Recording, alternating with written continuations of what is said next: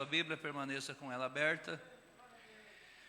Diz-nos assim o Salmo: aquele que habita no esconderijo do Altíssimo, à sombra do Onipotente descansará. Direi do Senhor, Ele é o meu Deus, o meu refúgio, a minha fortaleza, e nele confiarei. Porque Ele te livrará do laço do passarinheiro e da peste perniciosa. Ele te cobrirá com as suas penas, e debaixo das suas asas estarás seguro. A sua verdade é escudo e broquel. Não temerás espanto noturno, nem seta que voe de dia, nem peste que ande na escuridão, nem mortandade que assole ao meio-dia. 1000 cairão ao teu lado e 10.000 à tua direita, mas tu não serás atingido. Somente com os teus olhos olharás e verás a recompensa dos ímpios. Porque tu, ó Senhor, és o meu refúgio, o Altíssimo é a tua habitação. Nenhum mal te sucederá, nem praga alguma chegará à sua tenda. Porque aos seus anjos dará ordem a teu respeito, para te guardarem em todos os teus caminhos. Eles te sustentarão nas suas mãos, para que não tropeces com teu pé em pedra. Pisarás o leão e a áspide, calcarás aos pés o filho do leão e a serpente. Pois que tão encarecidamente me amou, também eu o livrarei. Poloei num alto retiro, porque conheceu o meu nome. Ele me invocará, e eu lhe responderei. Estarei com ele na angústia, livrá-lo-ei, e o glorificarei, dar-lhe-ei abundância de dias, e lhe mostrarei a minha salvação. Amém?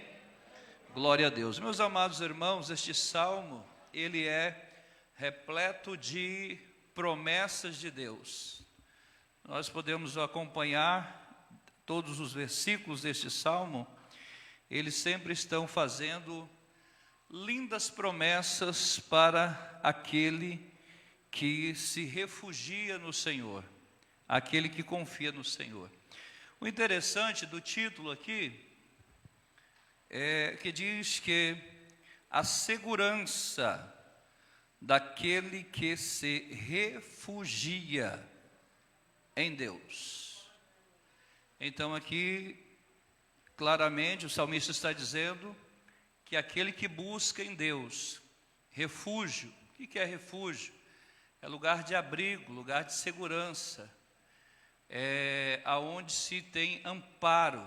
Nós estamos vivendo dias em que, por conta da grande crise econômica, existem muitos refugiados migrando para países de primeiro mundo, ou países que nem é de primeiro mundo, mas as condições são melhores do que os países de origem deles, né? Então são aqueles que se refugiam, estão buscando um lugar para se ter proteção, para estar guardado, para estar amparado. Então o salmista aqui, ele fala sobre a segurança daqueles que se refugiam em Deus, que se amparam em Deus, que estão guardados no Senhor. E começa dizendo no versículo 1, dizendo assim: aquele que habita. Interessante dizer isso aqui, aquele que habita. Habitar é fazer morada, é aquele que reside, é aquele que tem uma residência fixa, é aquele que mora, certo? Não é aquele que passeia, não é aquele que passou por ali, ou simplesmente está, como se diz, passando o inverno, passando uma chuva. Não, é aquele que habita. Então o salmista, ele é categórico em afirmar que aquele que habita, aonde? no esconderijo do Altíssimo, à sombra do Onipotente descansará. Então devemos ter esse cuidado de estar procurando, não simplesmente estar passando. Existem muitas pessoas que vivem momentos felizes na presença de Deus, momentos de proteção na presença de Deus, e na verdade o que conta não é o momento, mas o que conta é a história que nós temos. Não podemos definir ninguém pelo momento. Existem pessoas que momentaneamente estão muito bem, mas no dia do amanhã, quem sabe, não estão mais bem. Nós temos o exemplo de Elias na Bíblia Sagrada, que no capítulo de 2 Reis, capítulo número 19, ele estava neste capítulo lá no monte, fazendo desafio aos profetas de Baal, aos profetas de Azera, orando ao Senhor, Deus respondendo a ele com fogo. Mas no capítulo seguinte, nós vemos ele fugindo de uma mulher, escondendo numa caverna com medo de morrer. Então o momento não define. Então quando o salmista diz assim, olha, não é aquele que tem um momento na presença do Senhor, mas é aquele que habita, é aquele que fixa a residência, é aquele que procura morar, estar escondido no esconderijo do Altíssimo. Esse, à sombra do Onipotente, ele descansará. Então aqui nós aprendemos primeiramente, a princípio é que nós devemos estar buscando sempre estar na presença do Senhor, sempre. E isso aqui compete a nós, não depende de Deus. Tem alguém que pode até dizer assim, se Deus quiser, eu serei um crente mais íntimo de Deus. Não, Deus sempre quis, mas não é Ele que escolhe, a parte dele já foi feita. Tiago, capítulo 4, versículo 8, leia para nós aí, por favor, alguém. Tiago, capítulo 4, versículo de número 8.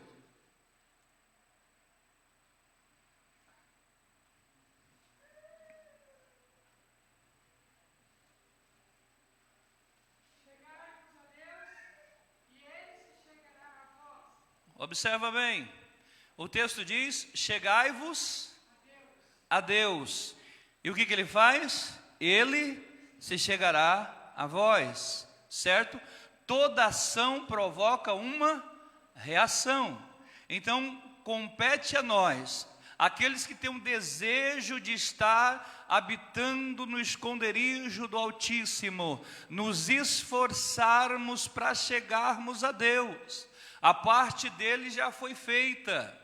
Então não é se Deus quiser eu vou ser um crente melhor, se Deus quiser eu vou ser mais consagrado. Não, meu filho, meu querido, Deus quis, Deus quer, a vontade dele é que você esteja na presença dele. Agora compete a nós buscarmos estar na presença do Senhor. Observa bem, chegai-vos a Deus e ele se chegará a vós. Então se está existindo uma falta de conexão entre nós e Deus, não é da parte de Deus a falha sempre vai estar na parte do homem, porque a parte de Deus já foi feita. Pastor, como que eu identifico isso? Existem dois grandes pilares na nossa vida espiritual que servem de termômetro para ver qual a distância que nós estamos de Deus. E quais são esses pilares? Leitura da palavra de Deus e oração. Então, a leitura da palavra de Deus, a constância na leitura da palavra de Deus e os momentos devocionais que você passa em oração vão, de certa forma, medir o seu termômetro. Como que você está distante ou está próximo de Deus? Porque se o crente não tem vontade de ler Bíblia, se o crente não tem vontade de orar, se as coisas tudo ficaram normal para ele, então com certeza ele não está no esconderijo do Altíssimo. Não está. Porque aquele que está no esconderijo do Altíssimo, ele está sempre buscando habitar, não só passar um momento, mas ele quer estar plenamente na presença do Senhor. Não quero dizer com isso que às vezes nós Passamos por um momento de frieza, de fraqueza. Citamos agora há pouco o exemplo de Elias. Em um dia está fazendo desafio, no outro dia está fugindo. Então a nossa vida espiritual, irmãos, ela é composta de altos e baixos. E nós temos que entender isso.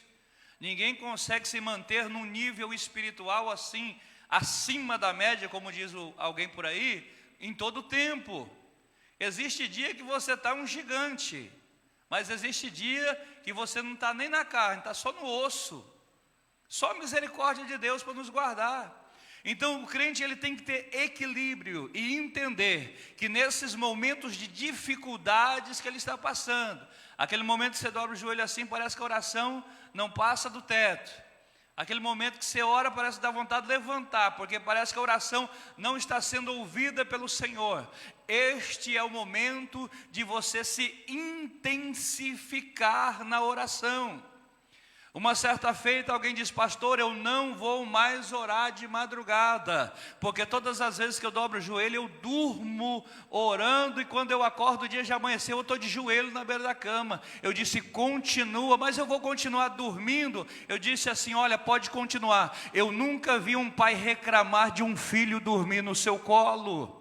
É melhor você dobrar o joelho para orar e dormir na oração por causa do enfado, do cansaço, do que você deixar de orar. Porque quando você está ali, Deus está entendendo que você está se esforçando. Deus está olhando e está vendo a tua fraqueza, a tua debilidade, mas está dizendo, está se esforçando, está com vontade. E é nesses momentos que você não tem palavras na oração, o Espírito Santo de Deus intercede por nós com gemidos inexprimíveis, e as nossas orações chegam na presença do Senhor.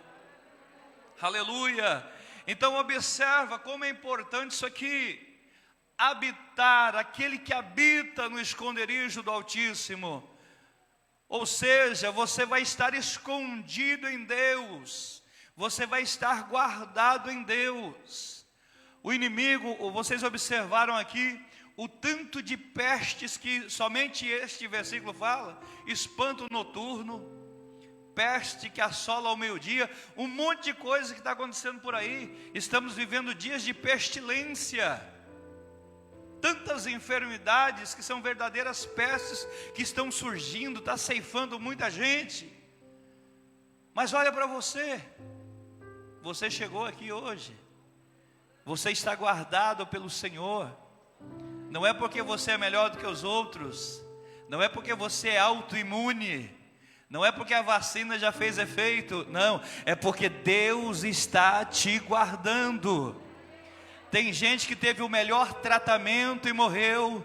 Tem gente que foi internado nos melhores hospitais do Brasil e morreu. Quem sabe você se tratou no SUS, ou ainda nem se tratou, ficou que nem eu, em casa tomando medicamento, mas Deus guardou, preservou. Não é porque nós merecemos, não, é porque nós estamos escondidos no Senhor. E aquele que habita no esconderijo do Altíssimo, à sombra do Onipotente descansarás.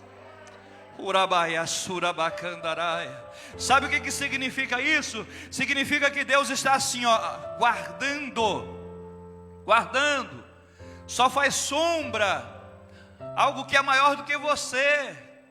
Para você estar na sombra do Altíssimo, você tem que entender que Ele é maior do que você. Ele é o Todo-Poderoso.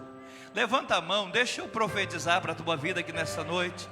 Eu estou sentindo Deus nos ossos aqui nessa noite.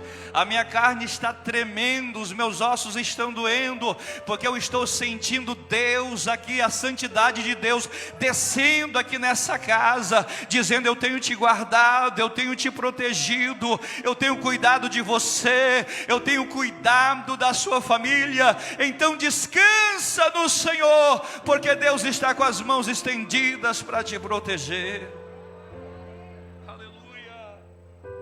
Glória a Deus. Olha o versículo de número 2, diz assim: direi do Senhor. Observa bem isso aqui, que coisa linda. O salmista vai dizer: eu direi do Senhor. E aqui ele expressa 4 grandes verdades no versículo 2. A primeira verdade, Ele é o meu Deus. Oh, glória a Deus. Olha esse pronome aqui, é um pronome possessivo. Ele está dizendo, Ele é o meu Deus. Olha o orgulho que o salmista está exaltando aqui. Você poder dizer para os seus amigos, inimigos e quem quiser saber, sabe aquele Deus todo-poderoso? Ele é o meu Deus. É Ele que me guarda. É Ele que me protege. Aí alguém diz assim, mas o Todo-Poderoso, sim, Ele mesmo, Ele é o meu Deus. Quando você está dizendo que Ele é o teu Deus, automaticamente você está dizendo, eu sou súdito dEle, eu sou servo dEle, e eu estou disposto a fazer a vontade do Senhor. O salmista diz, primeira verdade, Ele é o meu Deus. Segundo, além de ser o meu Deus, Ele é o meu refúgio. É onde eu me refugio, é onde eu me escondo, podemos dizer assim, no momento da perseguição assolada, no momento parece que você está cercado de todos os lados, naquele momento que você está tendo crise de pânico ou de ansiedade, que as mãos tremem e você fica gelado, é naquele momento que você procura o refúgio no Senhor. E Ele não desampara quem o busca de uma maneira desesperada. Sabe o que eu acho lindo disso aqui? Eu me lembro de Davi rei de Israel, quando o seu filho subverteu o seu trono e ele teve que fugir, e escondido pelas cavernas, e naquele momento de angústia, aonde que o salmista se abrigava? Ele se escondia no Senhor, ele se refugiava em Deus. Deixa eu dizer uma coisa, esses dias eu estava comentando com alguém, tanto a gente durante o dia, durante a nossa trajetória, com quantas pessoas homicidas a gente passa por elas, com quantas pessoas com pensamento ruim, com pensamento maligno, destrutivo, a gente passa, cruza por elas, e o Senhor nos protege, nos livra do mal. Sabe por quê? Porque o Senhor cega diante da vista do homem mau. Tem gente que maquina o mal, mas Deus nos protege, Deus nos guarda. Sabe por quê? Porque Ele é o nosso refúgio, é nele que nós buscamos guarida, é nele que nós buscamos descanso para as nossas almas.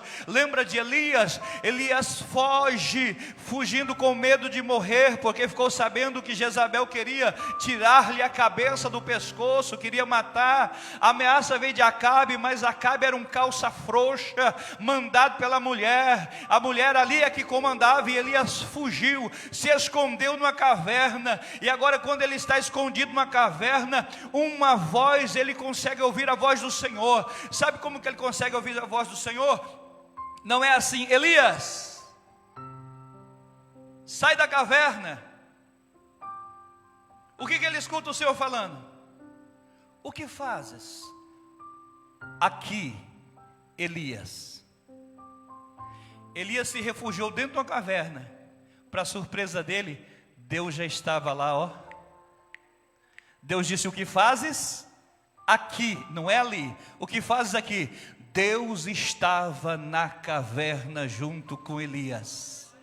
E deixa eu dizer uma coisa para você, aquela caverna foi a terapia de Deus para salvar a vida daquele profeta.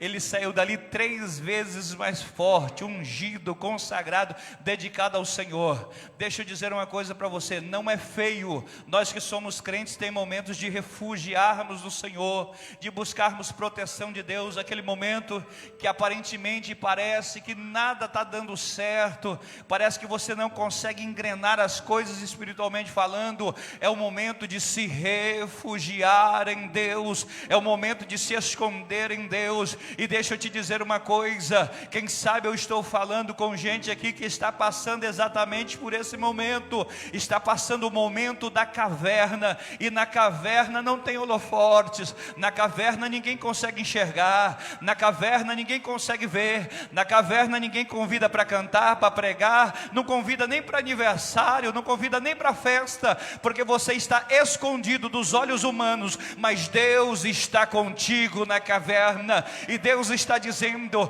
você vai sair daqui mais forte, você vai sair daqui abastecido, vai ter mais graça de Deus na tua vida a partir de hoje, porque você está no lugar certo. A caverna é a terapia de Deus para tratar com as nossas emoções. Deus é o nosso refúgio. E o que mais? No versículo 2: a minha fortaleza.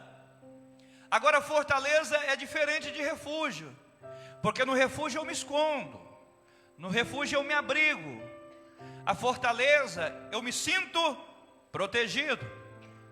Fala de uma cidade fortificada, muros altos, aonde o inimigo pode chegar, mas não consegue tocar, porque o Senhor está nos protegendo. Ele é a nossa fortaleza. Sabe por que nós estamos de pé? É porque o Senhor é a nossa fortaleza. O salmista no Salmo 46, ele diz: Deus é refúgio e fortaleza, socorro bem presente na hora da angústia. Então o Senhor Jesus é a nossa fortaleza. E o que mais? Meu Deus, meu refúgio, minha fortaleza. E ele termina dizendo assim: e nele confiarei. Nele confiarei. O Senhor quer exclusivamente que você confie nele a partir de hoje. Ele pode resolver os seus problemas. Ele pode solucionar a tua causa, por mais difícil que seja. Ele pode curar as tuas enfermidades.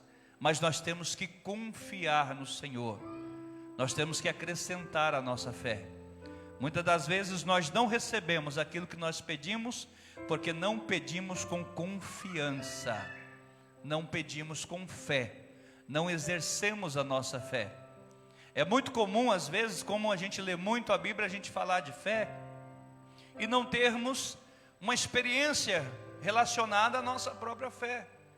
E por conta disso, às vezes as pessoas contam testemunho de outros. Olha o que Deus fez na vida do irmão João, olha o que Deus fez na vida do irmão José, mas ele não tem experiência. Por quê?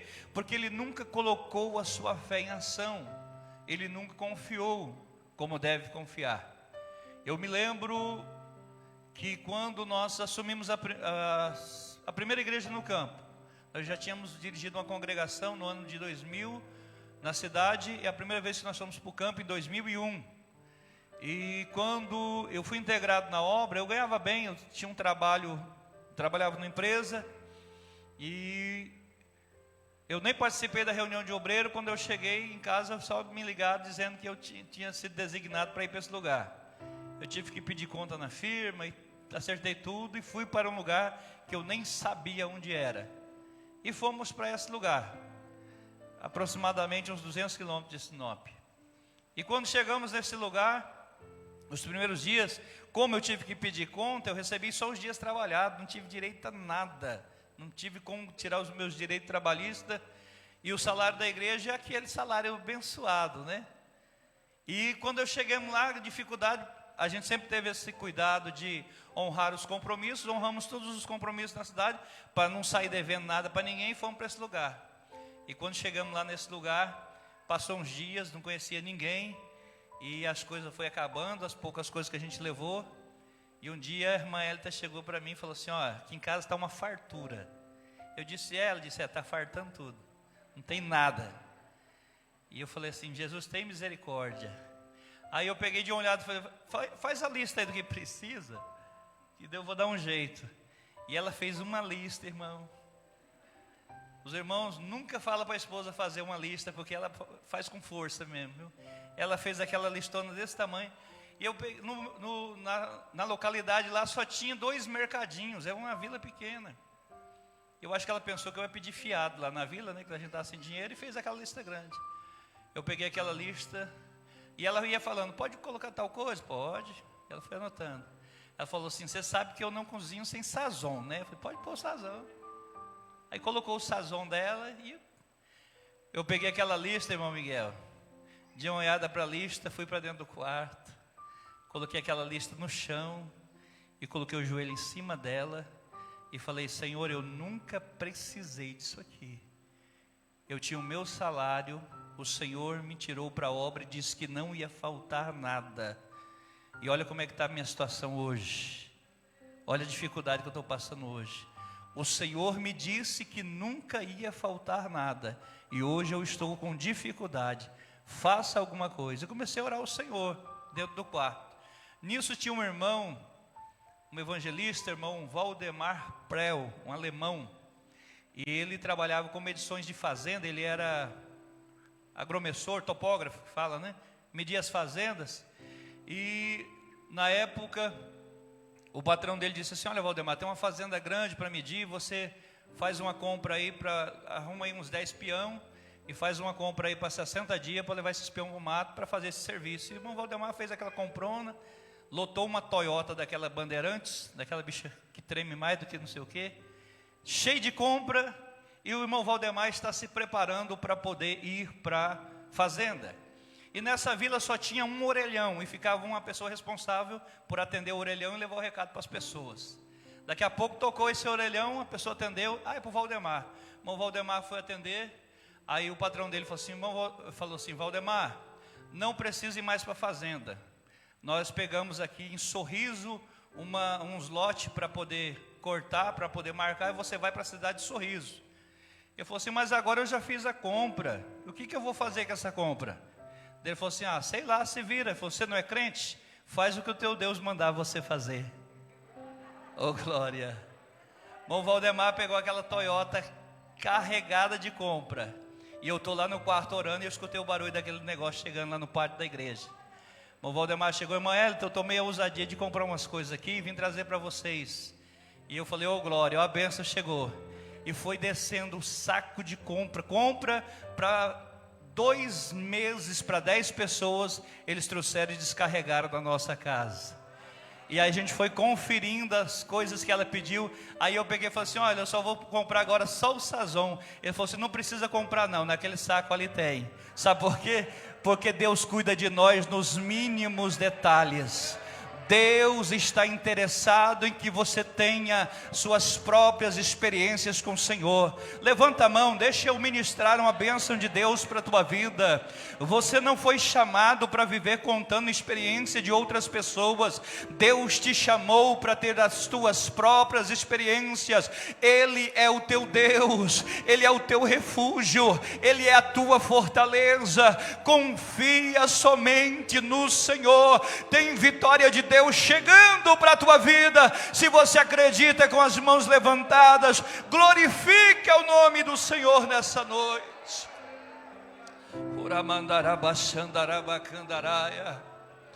Tem providência de Deus chegando para muitas pessoas aqui nessa noite. Tem pessoas que teve o curso da sua vida mudada. Muitas pessoas da nossa nação teve a sua rotina modificada por conta da pandemia. Teve pessoas que perderam o emprego, teve pessoas que tinham projetos, não puderam desempenhar os projetos por conta da pandemia. Irmão, deixa eu falar uma coisa para você: a nossa vida não é regida por causa do curso monetário do nosso país, não. Nós não temos que nos preocupar com crise financeira, não. Nós temos um Deus que cuida de nós, basta tão somente nós confiarmos nele. Não vai faltar nada. O projeto que você estava tentando empreender, quem sabe você falou: esse vai ser o ano de eu entrar, de ser um empreendedor, parar de trabalhar para os outros, ter o meu próprio negócio, e parece que não deu certo. Fica tranquilo, só foi um tempo sabático que Deus está te dando, mas a glória da segunda casa vai ser maior do que a da primeira. Deus está estendendo as mãos para abençoar a tua vida. Se prepara, tem algo grande de Deus chegando para você.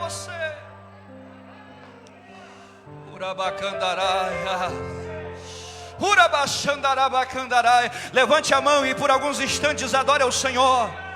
Levante a mão e por alguns instantes glorifique o nome do Senhor. Eu estou ouvindo um som como de uma grande chuva que está chegando na tua vida, na tua casa, na tua família, no teu ministério. É a chuva das bênçãos de Deus que estão chegando.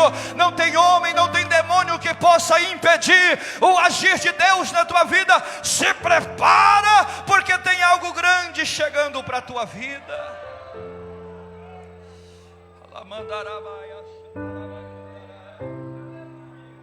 Oh, glória a Deus. Nele eu confiarei. Nele eu confiarei. Isso aqui significa que você pode descansar no Senhor. Pastor, eu estava tão animado, estava começando a minha casa, eu tive que parar. Fica tranquilo, Deus vai providenciar. Deus vai providenciar, vai chegar material e você vai terminar a sua casa.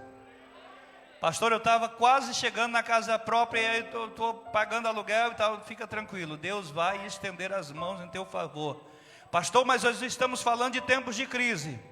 O mundo pode estar em crise, mas nós estamos em Cristo. É nele que nós confiamos. Versículo 3 diz assim: porque ele te livrará do laço do passarinheiro e da peste perniciosa. Já disse isso aqui. O nosso inimigo, ele é especialista em armadilhas, mas o nosso Deus é especialista em livramentos. O laço do passarinheiro pode estar posto, mas o Senhor vai te dar livramento. O Senhor vai te dar livramento. Ele te livrará do laço do passarinheiro e da peste perniciosa. Ele te cobrirá com as suas penas, e debaixo das tuas asas estarás seguro. Isso aqui o salmista faz uma analogia a uma ave que está amparando os seus filhotinhos debaixo da sua asa. É interessante, né? Você vê uma galinha no quintal de uma casa, você não dá nada para uma galinha, mas galinha mata cobra. Eu já vi. Galinha mata cobra, quando a cobra chega perto dos seus pintinhos. Quando vê passando assim alguma ave de rapina que passa, um gavião, alguma coisa, ela dá uma arrepiada assim, e dá uma cantada meia grossa, né? Dá um cocoricó diferente. Os pintinhos entendem e correm tudo para debaixo das asas dela. Sabe o que é isso? É proteção. O inimigo, a Bíblia nos diz que o inimigo, o nosso adversário, ele anda ao nosso derredor, bramando como leão, buscando a quem possa tragar. Algumas verdades nesse versículo. Ele anda ao derredor, só ao derredor, porque ao nosso redor estão acampados anjos do Senhor. O salmista diz que os anjos do Senhor acampam ao redor daqueles que o temem. Então quem está em derredor, então os anjos estão mais próximos, está ao redor. Segunda verdade, ele está bramando como um leão, mas não é um leão, porque o verdadeiro leão está conosco, Jesus, o leão da tribo de Judá. Então existem momentos que nós devemos nos abrigar em Deus. Ei, deixa eu falar uma coisa para você, olha bem aqui para minha gravata agora. Não precisa ser forte o tempo todo. Não precisa ficar mostrando que você é forte o tempo todo. Porque às vezes a gente quer interpretar, não, está tudo bem, graças a Deus, pela misericórdia de Deus, estamos aqui e tal. Engrossa a voz, faz um discurso bonito. Mas só Deus sabe como é que você está por dentro. Tem momentos que a gente tem que se abrigar. Tem momentos que a gente tem que, entrar debaixo das asas do Altíssimo e ficarmos protegidos. Tem momentos que nós estamos sensíveis. Tem momento que qualquer coisinha a gente está chorando, né? Pastor, homem que é homem não chora. Alguém pode dizer assim, mas a Bíblia diz diferente. A Bíblia diz, bem-aventurados que choram, porque eles serão consolados. Nós choramos na presença do Senhor. Existem preocupações que tiram a nossa paz. E neste momento que a gente perde a paz, aonde que a gente vai buscar paz, irmãos? É debaixo das asas do Senhor. Tem proteção de Deus nos guardando. Amém, queridos? O versículo 5 diz assim, não temerás espanto noturno, nem seta que voe de dia, nem peste que ande na escuridão, nem mortandade que assole ao meio-dia. Aqui está falando de questões espirituais e de questões físicas. estão falando de enfermidades. Nós não devemos temer.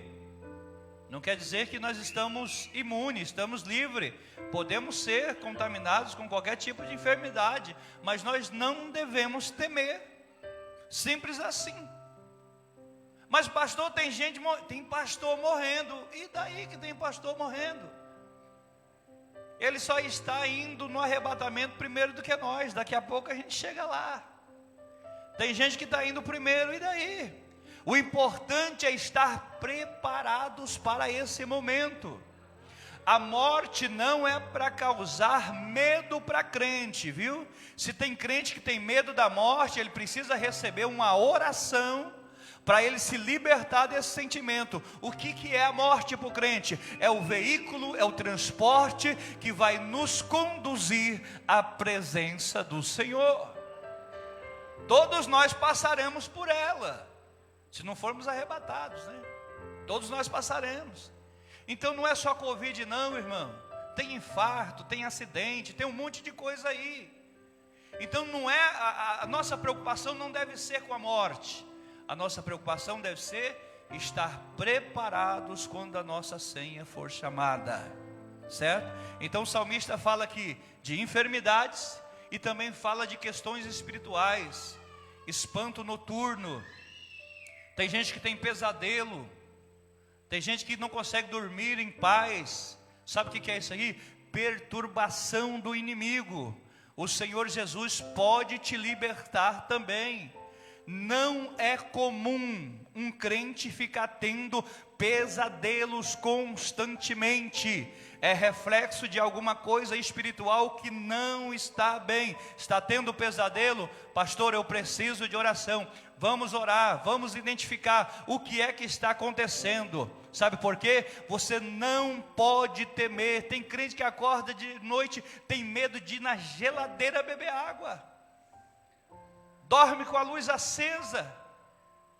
E quando vai com medo do demônio pegar, vai cantando: pelo sangue, pelo sangue. Tem medo, espanto noturno. Nós temos que estar livres disso aí, irmão. Sabe por quê? Porque o Senhor dos exércitos está conosco. Amém? O Senhor dos exércitos está conosco. Então observa bem isso aqui, ó. Não temerás espanto noturno, nem seta que voe de dia, nem peste que ande na escuridão, nem mortandade que assole ao meio-dia. Aí o versículo 17 fala de uma coisa que eu acho interessante, porque às vezes o inimigo das nossas almas, ele faz reuniões no inferno, às vezes para tentar contra a nossa vida. Eu me lembro de uma vez que eu passei uma situação que eu quase morri. E aí eu estava num culto e alguém chegou, usado por Deus, me entregou uma mensagem e disse: hoje o inimigo pediu a tua alma, mas eu, o Senhor, te livrei. Então existem situações, existem reuniões no inferno. Mas sabe o que eu acho lindo? Que o diabo pode se levantar com 11.000 demônios para vir contra a tua vida. Você diz assim: 1.000 cai ao meu lado, 10.000 cai à minha direita, mas eu não serei atingido. Levante a mão, levante a mão. O Senhor está te guardando, o Senhor está te livrando. Existem situações que foram geradas para a tua queda. Existem situações que foram criadas para a tua vergonha. Tem pessoas que estão aqui nesta noite que o diabo queria esfregar a sua cara no chão, na lama da vergonha, mas Deus te deu o livramento. E o Senhor está dizendo: eu vou te levantar de uma maneira poderosa, para que possam reconhecer que eu sou Deus que governa os céus, que governa a terra. Eu tenho o comando de todas as coisas. Se prepara para um novo tempo de Deus que está surgindo para a tua vida. Se prepara para um novo tempo de Deus que está surgindo para o teu ministério. Tem a bênção do Senhor, está te chegando, está te arrebatando, vai te levantar com poder e autoridade. Se você acredita, com as mãos levantadas como está, abra a sua boca e dê glória ao nome de Jesus de Nazaré.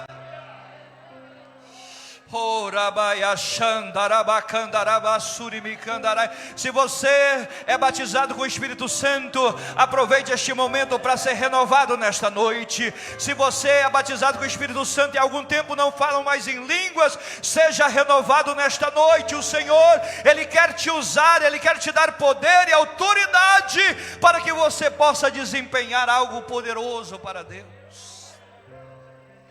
Glória a Deus. 1000 cai ao meu lado, 10.000 à minha direita, mas eu não serei atingido. Somente com os teus olhos olharás e verás a recompensa dos ímpios. Tem muitos ímpios que cavaram cova para você, para ver você morrer, mas com os teus olhos você verá a recompensa dos ímpios. Observe o que aconteceu com Daniel. Daniel, capítulo de número 6. Por causa da oração, Daniel foi lançado na cova dos leões. E aqueles que entregaram Daniel disseram assim: olha, nós procuramos de todas as formas, não encontramos uma brecha. Vamos procurar alguma coisa na lei do Deus deles, para ver se a gente consegue fazer alguma coisa. Então, irmãos, nem todo mundo está livre de calúnia. Às vezes você paga o preço por uma coisa que você não cometeu. Você paga o preço por algo que você não falou, mas disseram que você falou, disseram que você cometeu, disseram que você fez. Então às vezes você paga o preço por isso, mas não se desespere.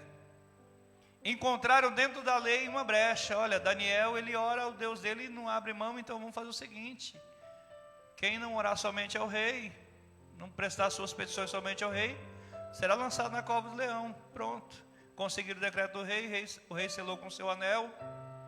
E aí chegaram e contaram para o rei que Daniel não estava fazendo caso da ordem do rei.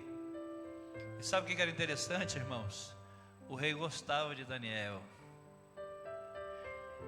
Glória a Deus por isso. Mas aí ele tinha decretado, e Daniel teve que ser lançado na cova dos leões. Mas a Bíblia diz, às vezes a gente erra dizendo assim: a Bíblia vai dizer. Não, ela não vai dizer, ela diz. Ela já disse. Vai dizer lá no futuro, né? Ela já disse. Então a Bíblia diz que naquele momento que Daniel foi lançado na cova dos leões, o rei foi para o palácio, e aquela noite inteira o rei não conseguiu dormir, só pensando em Daniel. Olha para mim aqui, é sério que eu vou te dizer. Dizem coisas que você não fez, dizem coisas que você não falou, às vezes consegue até te lançar na cova, porque às vezes Deus não nos livra da cova, mas Deus nos livra na cova. Às vezes você é até lançado na cova, mas Deus vai tirar o sono de pessoas por causa de você, porque Deus vai fazer justiça.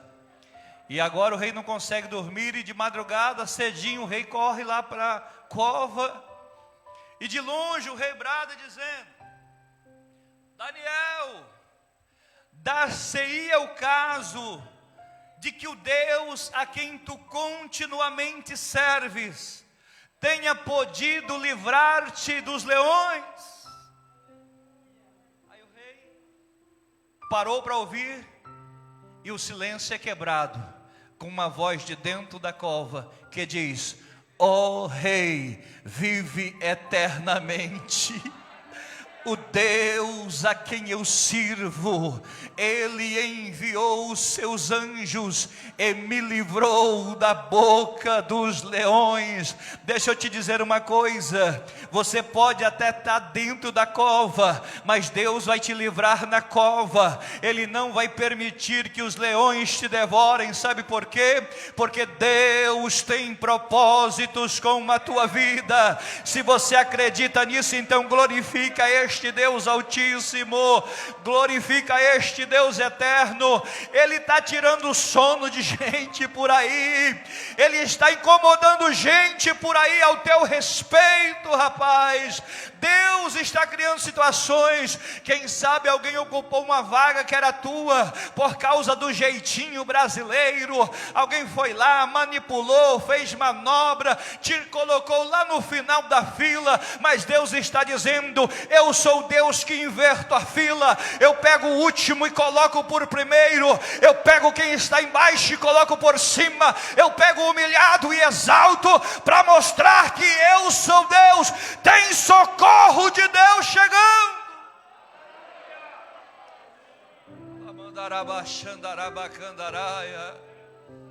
E sabe o que os olhos do Daniel viu? O versículo diz assim: somente com os teus olhos olharás e verás a recompensa dos ímpios. O que os olhos de Daniel viu? Aqueles que o acusaram serem lançados na cova que ele estava. E a Bíblia diz que eles nem caíram no chão, os leões já arrebatavam com a boca e estraçalharam os seus ossos. Ô irmão, provérbio diz: quem faz uma cova para o outro, nessa cova ele mesmo cairá. Ele mesmo cairá. Então você está sendo usado por Deus para levantar alguém, não para derrubar, não para atrapalhar. Não utilize ninguém de escada para subir em nada, em nenhum degrau no trabalho. Não utilize. Seja justo. Esses dias eu estava aqui na consagração e orando, pedindo: Senhor, não me deixa ser injusto. Porque às vezes vem alguma situação para a gente tratar e a gente tende a acreditar mais em alguém do que no outro. E a gente, quem sabe por amizade, alguma coisa, a gente pode cometer alguma injustiça.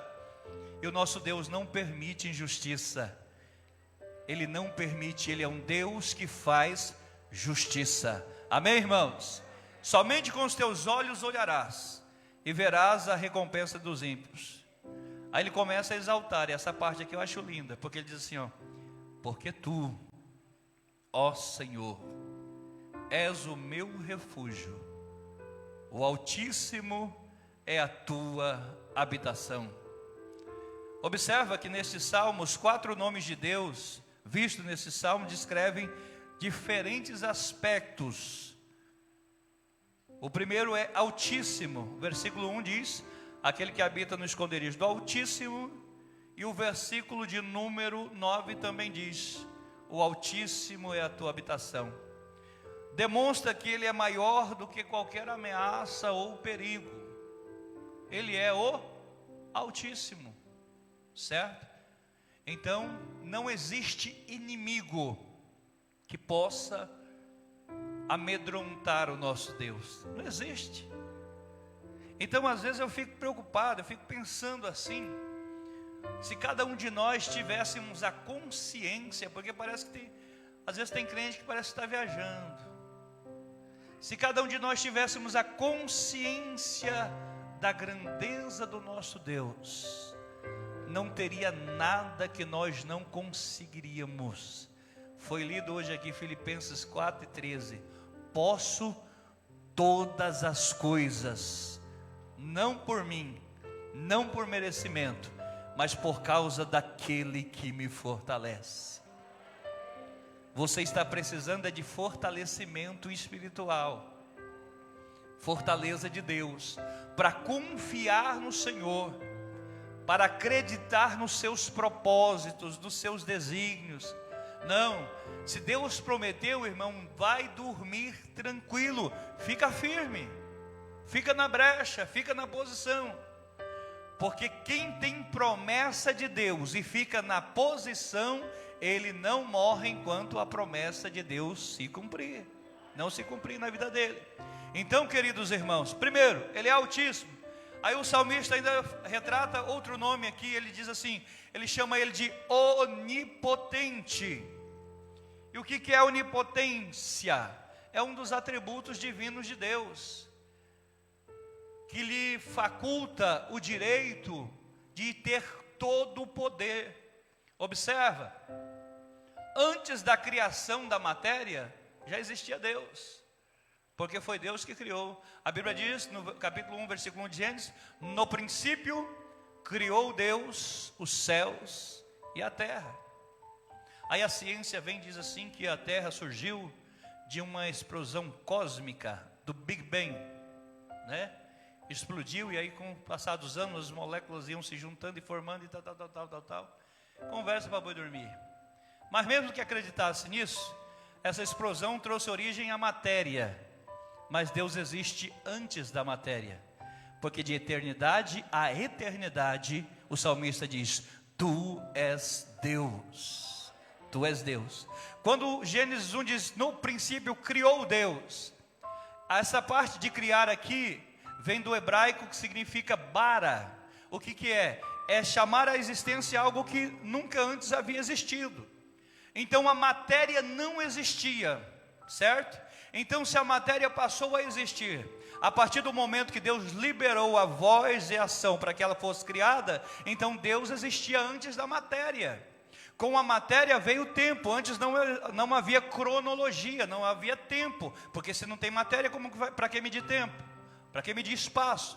Mas com a explosão, segundo os cientistas, com a criação da matéria, das partículas, antes da matéria havia um Deus que criava todas as coisas. Então a partir de então começa agora a criar o tempo, começa agora o cronos, que é a ordem cronológica, é os segundos, é os milésimos de segundos, são os minutos, são as horas, são os dias, são os anos, certo? Mas o nosso Deus, ele não está limitado ao tempo, ele não está limitado à cronologia. O tempo de Deus não é cronos, o tempo de Deus é kairos, ou seja, ele não se limita ao tempo, ele tem o controle de todas as coisas, ele domina o tempo.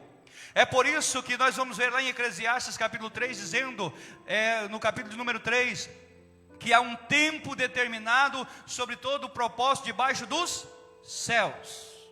Há um tempo determinado. Para quem? Para nós, não para Deus, porque Ele não se limita a isso.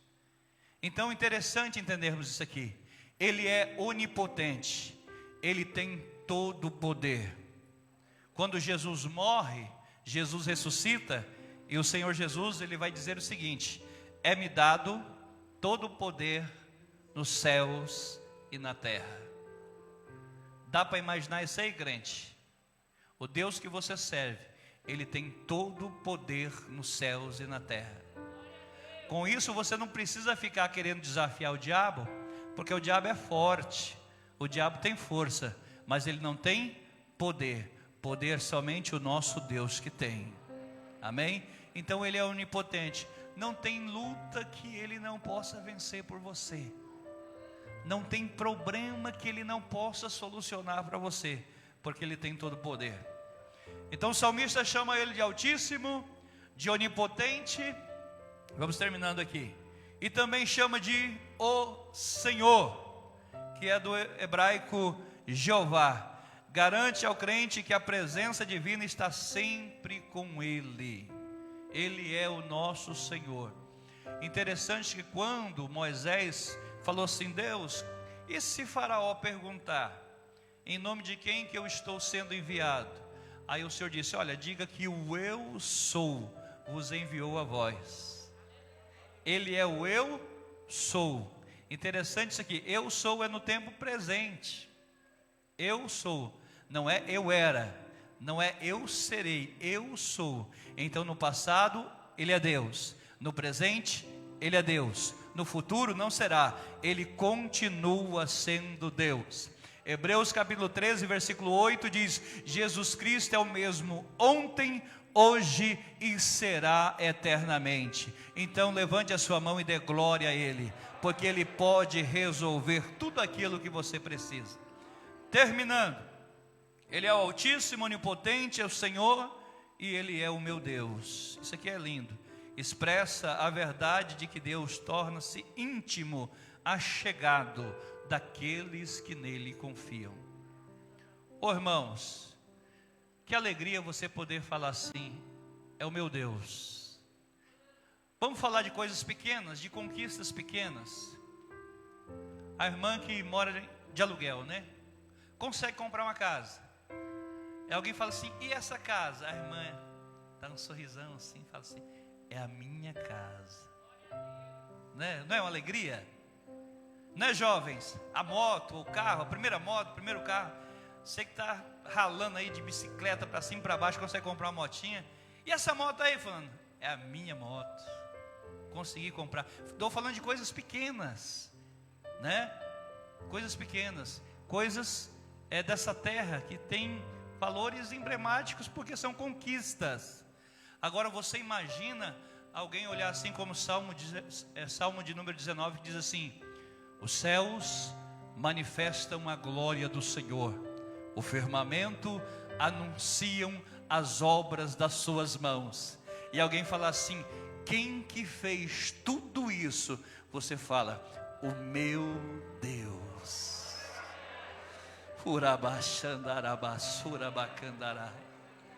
Isso aqui expressa intimidade. Intimidade. Você não pode ter um Deus a zilhões de quilômetros de distância de você, não. Você tem que ter essa intimidade com Deus. E intimidade só se conquista. Eu falei hoje aqui sobre 2 pilares da nossa vida espiritual: leitura devocional da palavra de Deus e oração. Seja íntimo de Deus. Amém, irmãos? Seja íntimo de Deus. Jesus disse assim, que aquele que lá na terra não se envergonhar de chamar Ele de meu Pai, de Senhor, Ele também não vai se envergonhar de chamar de meu filho. Quantos filhos de Deus nós temos aqui? Glória a Deus. Existem 3 tipos de filiação. Existe a filiação por criação, que foram os anjos, que foram criados por Deus. Existe a filiação por eleição, que é Israel, que foi eleito filho de Deus. E existe a filiação por adoção, que é a nossa. Como que foi isso? 1 João capítulo 1, versículo 11. Ele veio para os que eram seus, mas eles não lhes receberam. Mas todos quanto o receberam, deu-lhes o poder de serem feitos filhos de Deus, aos que creram no seu nome. Quantos aqui creem no Senhor Jesus como seu Salvador? Então Ele é o teu Deus. Amém, irmãos? Ficamos de pé, vamos orar. Vamos agradecer ao Senhor neste momento. Nós vamos estar orando aqui pela irmã Yasmin, né? Pede oração pela libertação do seu irmão. Gostaria também de avisar os irmãos: amanhã das 7 às 9 nós temos a nossa consagração. E à noite, a partir das 18h30, nosso culto de Santa Ceia. Domingo, das 7 às 8, oração com a igreja. Das 8 às 10, escola bíblica dominical. E à noite, às 18h30, o nosso culto de missões. Amém, irmãos? Nessa oração, eu senti de Deus, quando eu estava lendo essa palavra hoje de manhã, eu senti de Deus de orar por irmãos que estão com dificuldade de dormir, que estão tendo perturbação, espanto noturno, pessoas que têm medo, que estão sofrendo com crise de ansiedade. Se você quiser vir aqui, deixa eu orar por você. O Senhor Deus tocou no meu coração para orar por você.